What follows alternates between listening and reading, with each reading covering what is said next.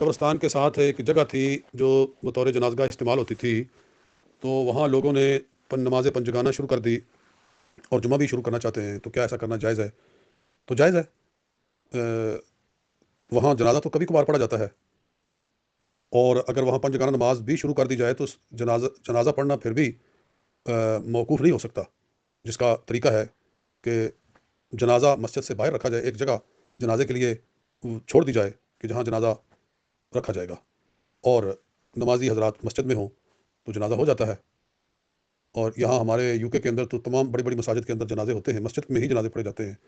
صرف اتنا ہے کہ مسجد سے متصل کعبہ کی سمت میں محراب کے قریب جگہ بنا دی جاتی ہے جہاں میت کو لا کر رکھا جاتا ہے۔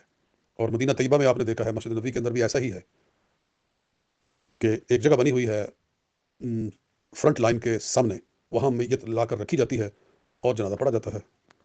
تو اگر جنازہ بھی چلتا رہے وہاں اور ساتھ میں نماز پنجگانہ بھی ہو جائے تو کوئی حرج نہیں ہے۔ السلام علیکم ورحمۃ اللہ۔